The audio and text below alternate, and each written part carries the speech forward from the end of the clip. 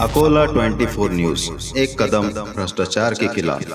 लगातार हो रही बारिश को देखते हुए अकोला आरटीओ ने अकोला वासियों को किया आह्वान। अकोला आरटीओ ने वाहन चालकों को सूचना जारी करते हुए बताया कि फिलहाल बरसात का मौसम शुरू है, नदी नाले उफान पर है, जिसके कारण नदी का पानी पुल के ऊपर से जाने को समय नहीं लगता।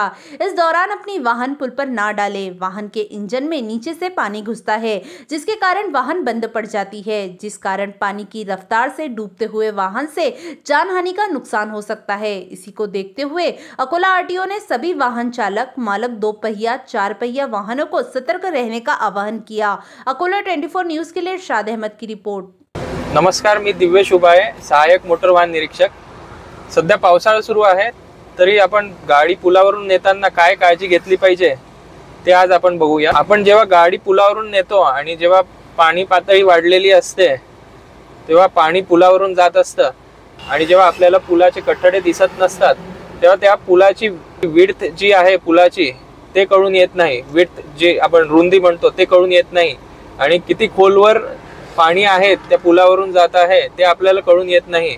म्हणून अशा वाहत्या पाण्यात आपली गाडी टाकू नये, जेणेकरून आपली गाडी पण त्या वाहत्या पाण्यात वाहून जाऊ शकते आणि पाण्याचा फोर्स इतका असतो की त्या गाडीवर तो प्रभाव टाकतो आणि ती गाडी वाहून जाऊ शकते।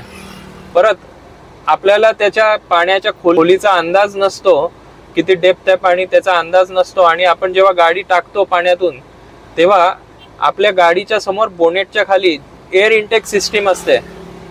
एअर फ्युएल मिक्सचर जेव्हा आपण इंजिनला सप्लाय करतो ते त्याच्यासाठीची जी एअर इनटेक सिस्टीम असते ती आपल्या बोनेटच्या खाली असते आणि त्या एअर इनटेक सिस्टीम मधून ते वाहतं पाणी जे आहे तो जाण्याचा धोका असतो आणि ज्याला आपण टेक्निकली म्हणतो हायड्रोलॉक, इंजिन हायड्रोलॉक होणे।